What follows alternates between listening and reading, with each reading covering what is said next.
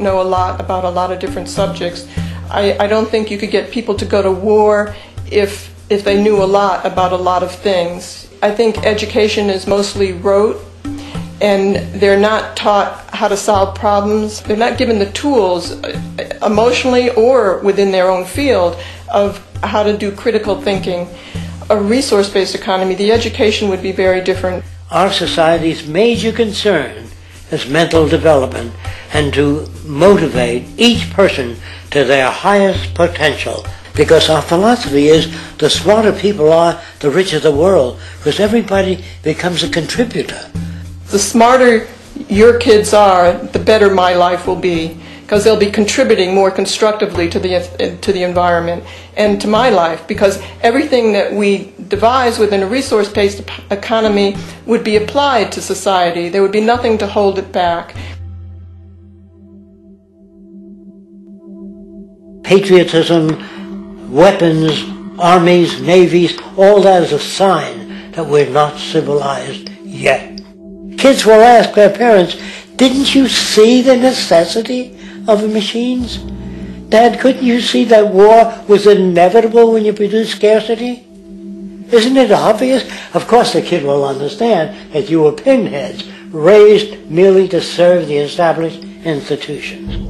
We're such an abominable, sick society that we won't make the history book. They just say that large nations took land from smaller nations, used force and violence. You'll get history talked about as corrupt behavior all the way along until the beginning of the civilized world. That's when all the nations work together.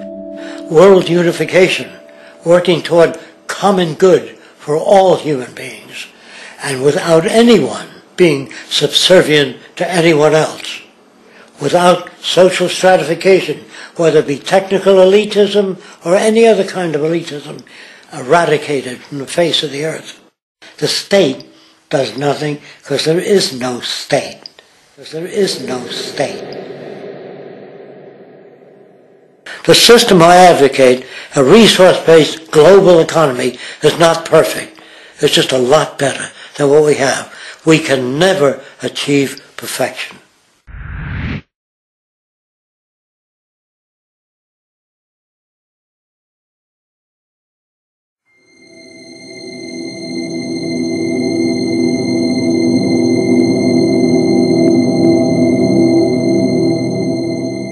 The social values of our society, which has manifested in perpetual warfare, corruption, oppressive laws, social stratification, irrelevant superstitions, environmental destruction, and a despotic, socially indifferent, profit-oriented ruling class, is fundamentally the result of a collective ignorance of two of the most basic insights humans can have about reality: the emergent and symbiotic aspects of natural law. The emergent nature of reality is that all systems, whether it is knowledge, society, technology, philosophy, or any other creation, will, when uninhibited, undergo fluid, perpetual change. What we consider commonplace today, such as modern communication and transportation, would have been unimaginable in ancient times. Likewise, the future will contain technologies, realizations, and social structures that we cannot even fathom in the present. We have gone from alchemy to chemistry, from a geocentric universe to a heliocentric, from believing that demons were the cause of illness to modern medicine. This development shows no sign of ending, and it is this awareness that aligns us and leads us on a continuous path to growth and progress. Static, empirical knowledge does not exist. Rather, it is the insight of the emergence of all systems we must recognize. This means we must be open to new information at all times, even if it threatens our current belief system and hence identities. Sadly, society today has failed to recognize this, and the established institutions continue to paralyze growth by preserving outdated social structures. Simultaneously, the population suffers from a fear of change, for their conditioning assumes a static identity, and challenging one's belief system usually results in insult and apprehension. for being wrong is erroneously associated with failure,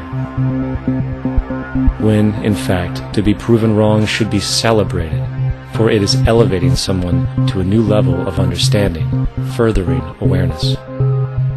The fact is, there is no such thing as a smart human being, for it is merely a matter of time before their ideas are updated, changed, or eradicated. And this tendency to blindly hold on to a belief system, sheltering it from new, possibly transforming information, is nothing less than a form of intellectual materialism. The monetary system perpetuates this materialism not only by its self-preserving structures, but also through the countless number of people who have been conditioned into blindly and thoughtlessly upholding these structures, therefore becoming self-appointed guardians of the status quo. Sheep, which no longer need a sheepdog to control them, for they control each other by ostracizing those who step out of the norm. This tendency to resist change and uphold existing institutions for the sake of identity, comfort, power, and profit is completely unsustainable and will only produce further imbalance, fragmentation, distortion, and invariably, destruction. It's time to change. From hunters and gatherers to the agricultural revolution to the industrial revolution, the pattern is clear.